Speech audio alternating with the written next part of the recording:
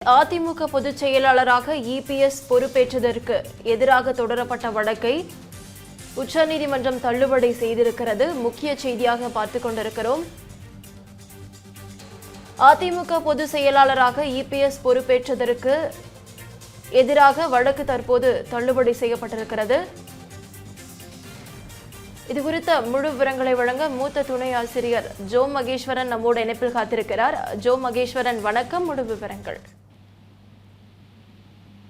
நவீனா, கடந்த 2022ஆம் ஆண்டு அதிமுகவுடைய பொதுச் செயலாளராக எடப்பாடி பழனிசாமி தேர்வு செய்யப்பட்டார். அதை எதிர்த்து ஓபிஎஸ், சூரியமூர்த்தி உள்ளிட்டோரெல்லாம் சென்னை உயர்நீதிமன்றத்திலும் வழக்கு தொடர்ந்தாங்க. அந்த வழக்கு தள்ளுபடி செய்யப்பட்ட நிலையில உச்சநீதிமன்றத்திற்கு மேல்முறையீடு சென்றிருந்தாங்க. அது சூரியமூர்த்தி என்பவர் உச்சநீதிமன்றத்திற்கு சென்று எடப்பாடி பழனிசாமி பொதுச் செயலாளராக தேர்வு செய்யப்பட்டது செல்லாது, ஏனென்றால் கட்சியினுடைய சட்டத்திட்ட விதிகளின்படி அவர் தேர்வாகவில்லை என்று சொல்லியிருந்தார். அதே போல தன்னை சூரியமூர்த்தியை அந்த கட்சியினுடைய உறுப்பினராக நீக்கியதும் ஏற்கத்தக்கதல்ல என்று சொல்லியிருந்தாங்க.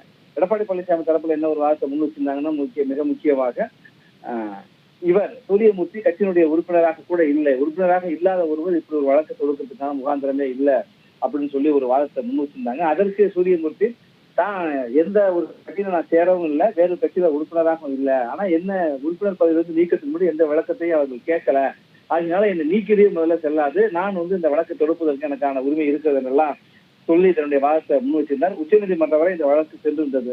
அதிமுகவுடைய பொதுச் செயலராக எடப்பாடி பழனிசாமி தொடருவதற்கு தடை விதிக்க கோரியிருந்தது. அது அவர் தேர்வு செய்யப்பட்டதும் செல்லாது என்ற அறிவிக்க கோரிதான் இந்த வழக்கான தாக்கல் செய்யப்பட்டது. ஆனால் அந்த வாதங்களை, சூரியமூர்த்தி தரக்கூடிய வாதங்களை உச்சநீதிமன்றம் ஏற்கவில்லை. இன்றைக்கு அந்த வழக்கினுடைய விசாரணை வந்தது. நீதிபதி PS நரசிம்மா தலைமையிலான அமர்வுல விசாரணை நடைபெற்ற பொழுது சூரியமூர்த்தி தரக்கூடிய வாதங்களை ஏற்க மறுத்து அவருடைய மனுவை, அந்த மேல்முறையீட்டு மனுவை உச்சநீதிமன்றம் தள்ளுபடி செய்திருக்கிறது.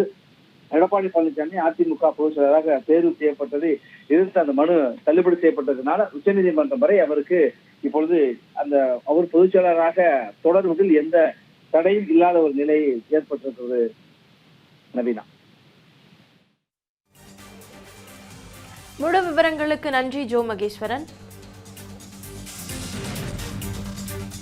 இந்த பண்டிகை நாட்களை முன்னிட்டு வில்லா மனைகளை முன்பதிவு செய்து ஸ்டாம்ப் டியூட்டியில் 50% வரை தள்ளுபடி பெறுங்கள். Premium villa plots across Tamil Nadu from 4.5 lakhs to 3 crores.